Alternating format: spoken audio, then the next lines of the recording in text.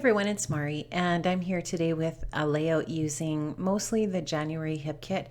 And my goal for my layout today was to use up the rub-ons that were in that kit. And I did another layout not too long ago where I primarily sort of created the layout using rub-ons. And I guess the concern for me for the things that are in my stash at this point is that I wanted to make sure that the rub-ons got used before they were no longer good, that they so that they wouldn't work anymore. So I wanted to try today to use up as many of my rub-ons from the January kit as I could.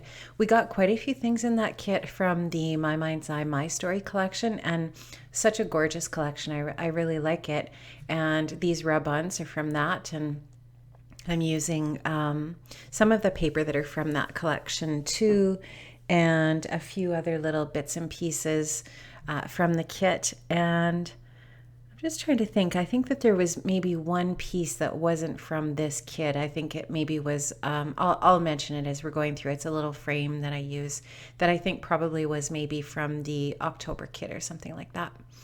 So this first section of the video is kind of boring since I'm just rubbing those rub-ons down onto my layout. So I started off with a piece of 12 by 12 white cardstock. This is textured cardstock, and I'm actually going to trim the paper down a little bit. I'm just going to start off by working kind of more in the central area, and I measured an area off in the very center of the paper where the photo will go, and I had created or cut out a piece of cardstock that was roughly the same size as the photo, and you can see that's that craft piece of cardstock is just sort of meant to take the place of the photo, so that I know where I want the rub-ons to go so that they will excuse me, complement the photograph. So I'm just continuing to trying to work those onto the textured cardstock. They don't go down quite as nicely on texture as they do on a flat cardstock, but I really like working with textured white cardstock rather than flat if it's especially if it's a layout where there isn't going to be any mixed media, because it just kind of adds a little bit of extra, obviously, texture to that background. And I think I actually use almost all of the rub-ons off this sheet on this layout. It's a lot of rub-ons. So you're gonna I spare you the pain and agony of watching every single rub-on going down, because I think I do some of it off camera. So I had these, there's also some that had words on them, and they seem to fit quite nicely with the photograph that I chose for this layout. So I just, I put those down too, and I end up not putting any thickers or any kind of a title on the layout other than these words that are on the rub-ons, because I just felt like they sufficed, and just sort of like did the job. I didn't want to cover every single area of white space with something. I wanted to leave some white space on the layout. So that was one of the biggest challenges with this was with this layout. Oh my goodness, I can't even talk.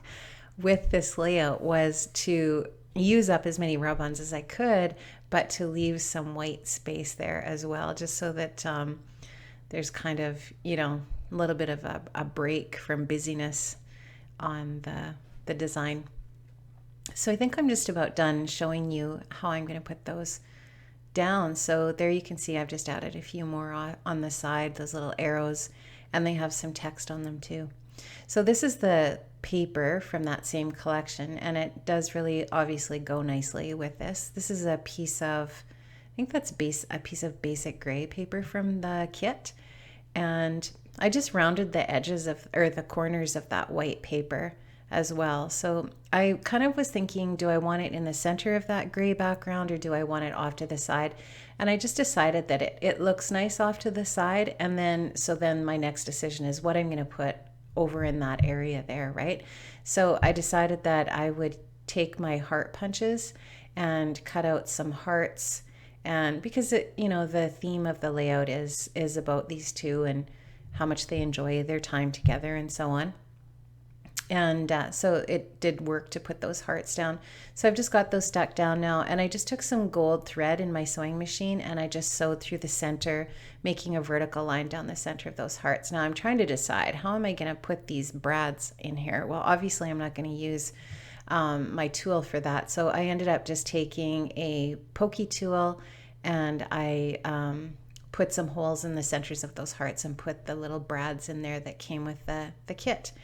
And now I'm just going to put a few other little bits and pieces. I cut a little butterfly out of some gold paper, and I put a brad through the center of that.